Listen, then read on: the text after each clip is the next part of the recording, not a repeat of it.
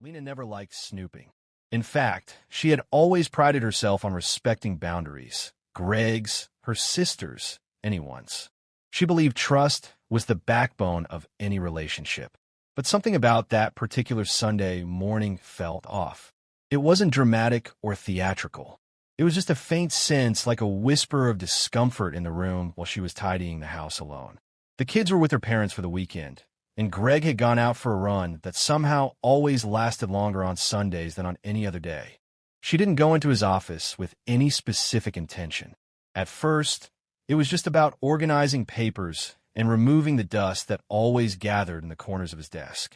Greg worked from home most days now, ever since his company had shifted to a hybrid model. He was always claiming he was swamped with work, his calendar blocked with Zoom calls, his eyes fixed to screens and spreadsheets. Lena had been proud of his dedication, even if it meant he was more absent from dinner or bedtime stories. As she picked up a pile of manila folders from the edge of the desk, her elbow bumped a stack of receipts, sending them fluttering to the floor. With a groan, she knelt down to collect them, her fingers brushing against something cold and smooth beneath the desk drawer. She reached under, her fingertips brushing a small object taped to the wood. When she peeled it off, she saw a small silver key. It was odd. She knew all the drawers were supposed to be unlocked. Greg never kept anything private, or so she thought. But the second drawer on the right didn't budge when she pulled. It was the only locked drawer. Her hands trembled slightly as she inserted the key and turned it. A soft click, and the drawer slid open with a quiet creak. There it was. A phone. Not a new one. An older iPhone model, with a worn-out case and a few cracks on the corner of the screen.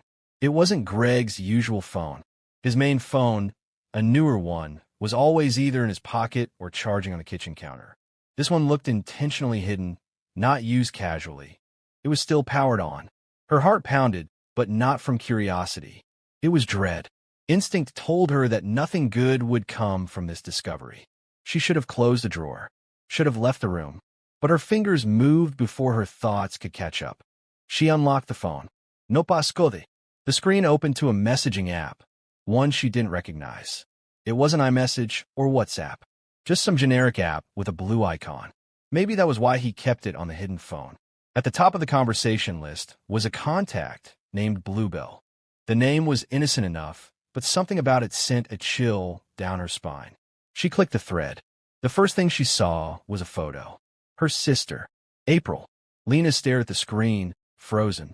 Her little sister, smiling in a dimly lit room, wearing a lacy red top Lena had never seen before. The message beneath read, "Last night was unforgettable. I'm still sore in the best way. Can't stop thinking about it." Lena's stomach twisted into 1,000 knots. She scrolled. More messages. Photos. Inside jokes. Flirty exchanges. Explicit remarks. Screenshots of conversations from Greg's other phone, copied here for safekeeping. It wasn't just a fling. It was a full-fledged affair. Emotional, physical, layered. And it had been going on for months. 8 months, to be exact, judging by the earliest timestamp. Lena sat down on the office chair slowly, her body moving automatically as if to keep her from collapsing. She couldn't feel her hands. They had gone numb. Her breathing became shallow, her throat dry. There were moments she blinked and expected the screen to change, for this all to be some misunderstanding, a prank, a simulation, anything other than the truth she was reading. But it wasn't a mistake. They had met in hotel rooms when Lena was away with the kids. Greg had lied about business trips that never existed. April had even visited their house while Lena was at PDA meetings or doing grocery runs. The betrayal wasn't just infidelity. It was invasion. It was rot blooming inside what she had thought was sacred. What hurt even more was the tone of the messages. The casual cruelty. The way they spoke about her. Not always directly, but with implications. April had sent a message that read, "She's too focused on being a mom to notice anything. You're the only one who sees me." Greg had replied, "She stopped seeing me a long time ago." Lena had never sobbed like that before. Not even when her father died. Her chest heaved as quiet, painful sobs escaped her. She didn't scream. She didn't throw the phone. There was no rage, only this hollow, all-consuming pain. She curled into the office chair, pressing her forehead against the edge of the desk, tears dripping silently onto her jeans. The weight of betrayal crushed her. The people she loved the most had carved a wound she didn't know how to close. And yet, even in her devastation, a small part of her mind remained clear. That quiet part of her, some inner voice, maybe the one sharpened by motherhood and disappointment, whispered, "Don't act yet." She didn't confront Greg that night. When he came home sweaty and smiling, carrying a bottle of kombucha like he always did after his so-called runs, she sat with him on the couch and asked about his day. Her voice didn't crack. Her eyes didn't give her away. He kissed her temple and thanked her for heating up dinner. She let him. Later that night, when he showered and left his main phone on the nightstand, Lena locked herself in the bathroom and turned the secret phone back on. This time, she forwarded everything to her personal email. Every photo, every message, every call log. She uploaded it all to a private folder in her cloud storage, backed it up on a flash drive, and then turned the phone off again. She placed it back in the drawer, locked it, and returned the key to its spot beneath the desk. She wiped her prints from the surface. She had no plan yet, just one truth. She wouldn't give them the satisfaction of an emotional explosion. She wouldn't let this betrayal define her next move. For now, she would observe, she would learn, and she would prepare. Because if they could orchestrate a secret, so could she. And hers would be far more calculated. For the next week, Lena moved through her life like a ghost in her own home. She cooked breakfast. She packed the kids' lunches. She smiled politely at the neighbors and nodded along in carpool conversations. But beneath that shell of normalcy, her mind was operating with the precision of a machine. Her heart may have been broken, but something inside her had awakened. Some instinctive mechanism designed to protect her family, her future, and the fragments of self-worth she was clinging to with everything she had. She started small. The night after she discovered the phone, she stayed awake in bed long after Greg had begun snoring beside her. With a faint light from her own phone tucked under the covers, she began documenting everything. She took screenshots of every forwarded message and carefully organized them into folders by date. She created a spreadsheet, cold and clinical, where she logged every instance of communication between Greg and April. She noted the tone, the time, and the context. She didn't let herself cry. She treated it like work, and that made it survivable. Then, she installed a voice recorder app on her own phone, disguised, discreet, and kept it running during specific moments. When Greg took suspicious calls outside, when he claimed he had to head to the office unexpectedly, or when April came over just to drop off a gift for the kids, Lena would set her phone down on the kitchen counter and press record as if she were just making tea. Every word mattered now. Every lie they told without knowing she already knew. By the end of the first week, she had collected more than enough material to confront them both in a storm of rage. But she didn't. She wasn't interested in drama. She wanted control. Control of the narrative. Control of the consequences. Control of her children's emotional safety. And so, she began laying out her second phase, preparation.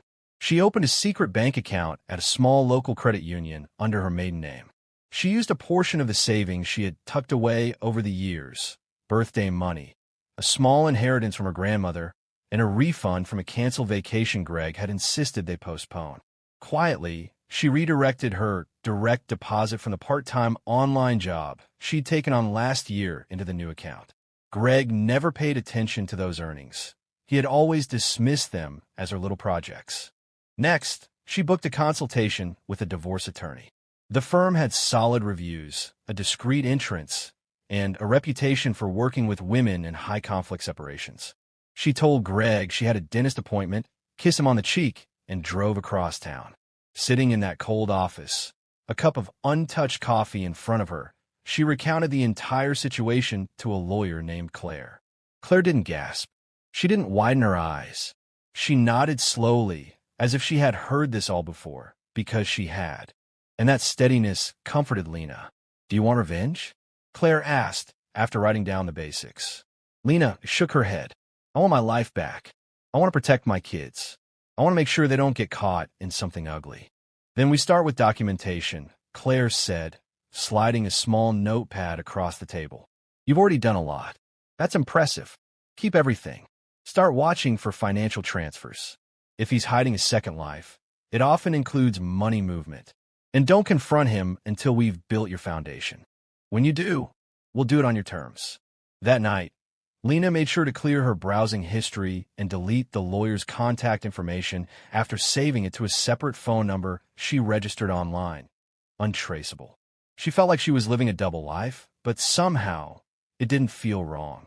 It felt necessary. In the following weeks, Lena began monitoring Greg's behaviors more closely.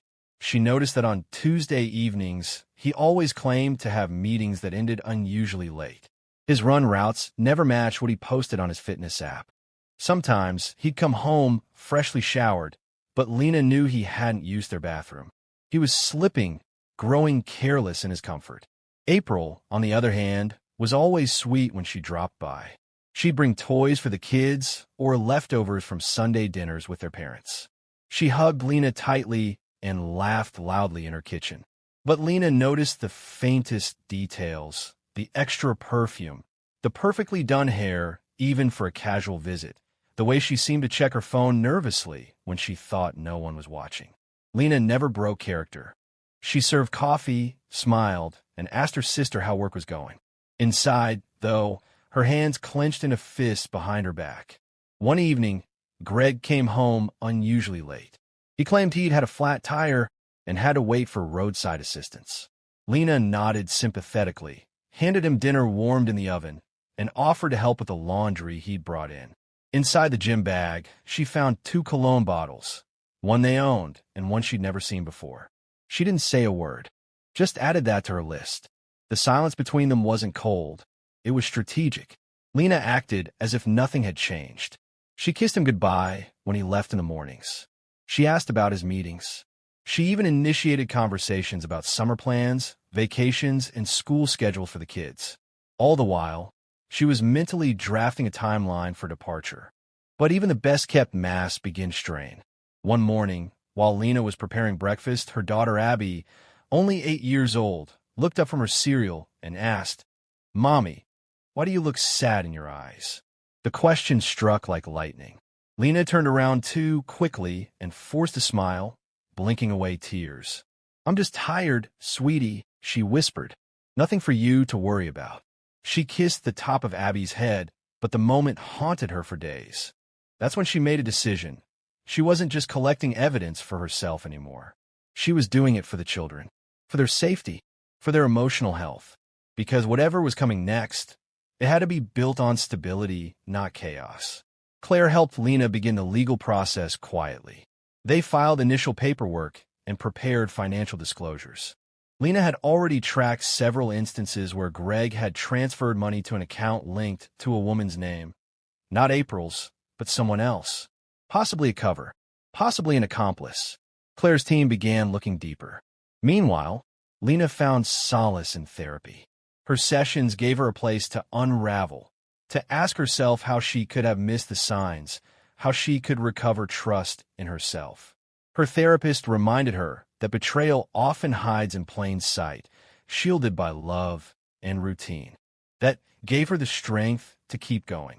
She also began reimagining her future, not just surviving the fallout, but rebuilding something better.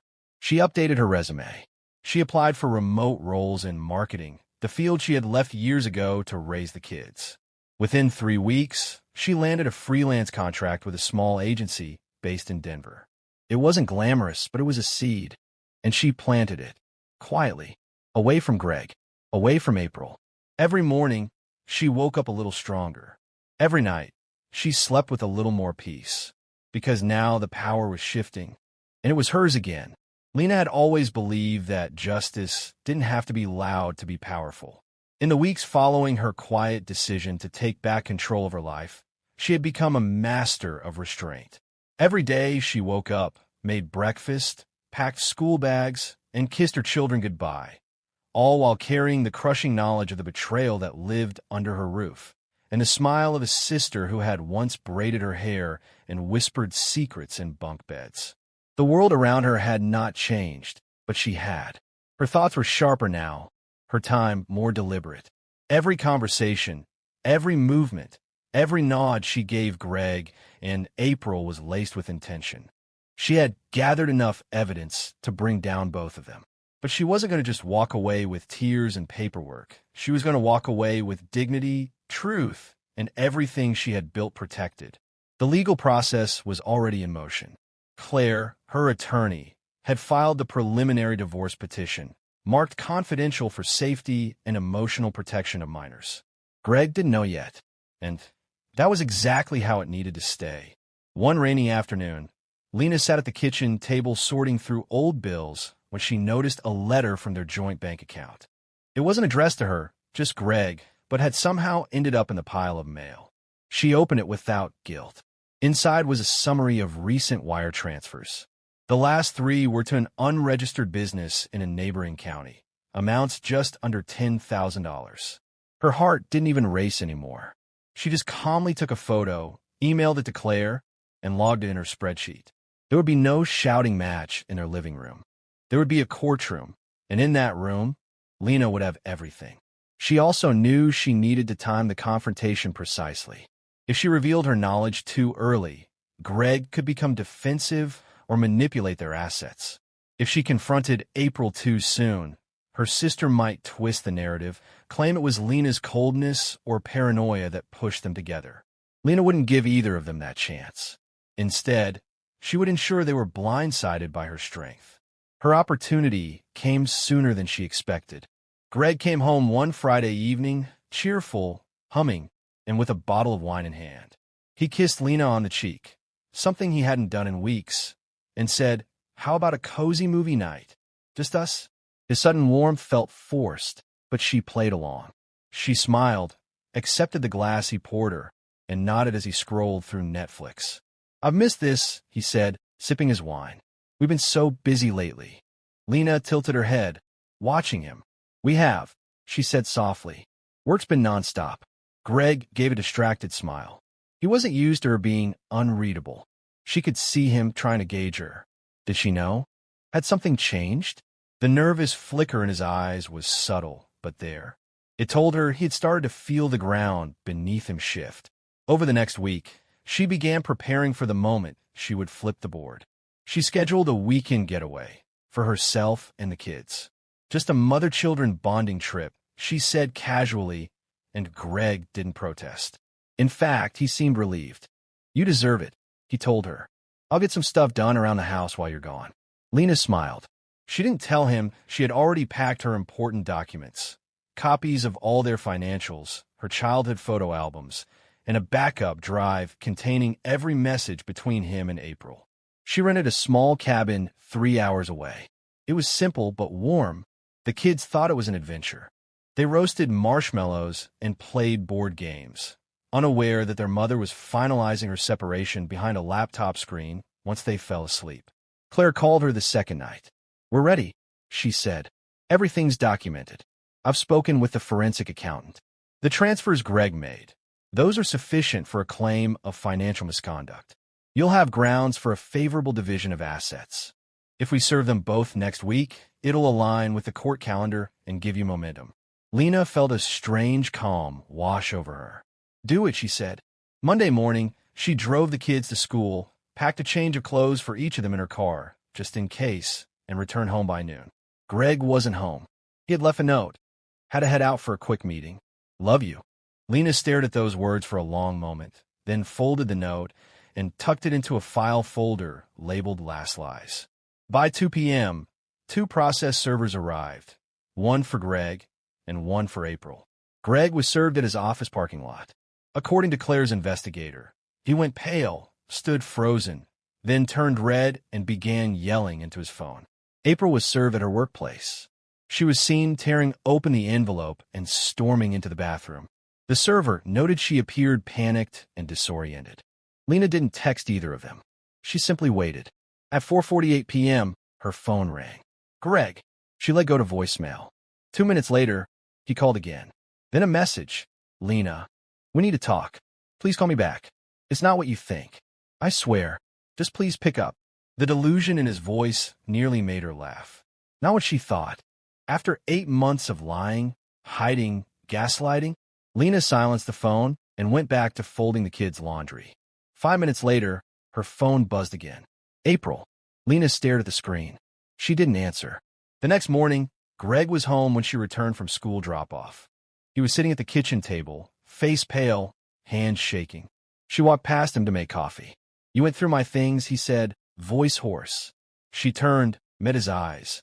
"I found your second phone," she said quietly. 8 weeks ago." He swallowed hard. "Lena." "No," she said sharply. "Don't insult me with an explanation." "I didn't yell. I didn't storm out. I didn't tell the kids. I gave you every opportunity to end it. You didn't. And then you kept lying. So now we do this my way." He stood up, desperate.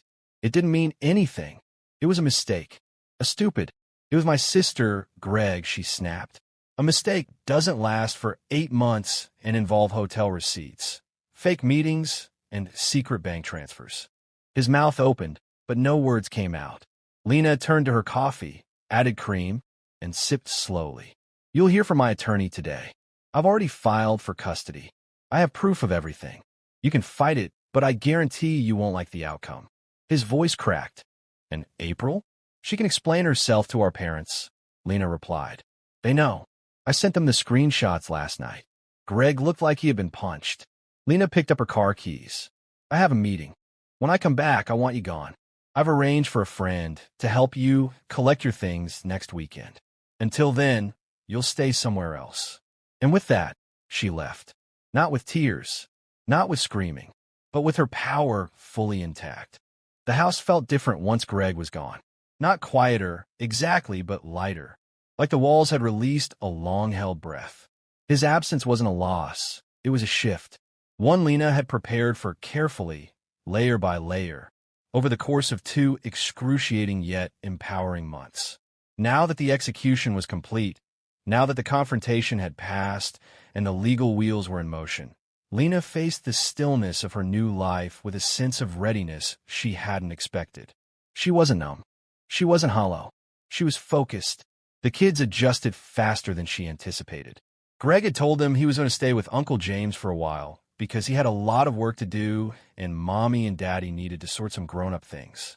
Lena had allowed him that version of the truth, one final offering of grace. He didn't deserve it, but the kids did. She wasn't going to let their childhood become a battlefield of bitterness. At least not while she could shield them from it. Abby and Ethan had questions, of course. Especially Abby, who was already starting to sense the undercurrents of change. She asked why Aunt April hadn't been around lately, why Mommy and Daddy no longer hugged in the mornings, why there was suddenly a locked drawer in Lena's home office with all the boring papers. Lena didn't lie, but she didn't tell the whole truth either. She told them that sometimes when people make hurtful choices, it takes time and space to heal from them. That they were still safe, still loved, that nothing about their place in the world had changed. The kids accepted it, for now, and returned to the important work of being children. The divorce proceedings unfolded predictably after that. Greg hired a lawyer, a man Lena instantly recognized as the same attorney used by a friend of hers during her own messy split. Claire was delighted. "He's lazy and arrogant," she whispered after their first hearing. "This'll be smoother than we expected." Still, Lena remained cautious. Greg's charm hadn't disappeared. He tried to call late at night. He sent a letter, handwritten, full of regret, guilt, and declarations of lost love. He even left flowers once on the porch. But Lena didn't respond. She'd made her peace with the version of Greg that had once held her heart, and she had buried it the day she discovered that phone. The most complicated fallout came, unsurprisingly, from April. Her sister sent a flurry of texts in the first week. "Lena, please. It wasn't supposed to happen like this. I never wanted to hurt you. You don't understand how lonely I was. Please let me explain." Lena read every message, but she didn't reply. 2 weeks later, she received a letter in the mail. No return address, but the handwriting was unmistakable. It was 8 pages long. April spilled everything. The emotional affair had started first, months earlier, when Greg began venting to her about Lena's distance. Then came the flirting, the drinks, the hotel. April claimed it was Greg who initiated, that she tried to resist at first, that she was drawn in by the feeling of being seen. She apologized profusely, claimed she hated herself, said she would never forgive herself for betraying her own sister.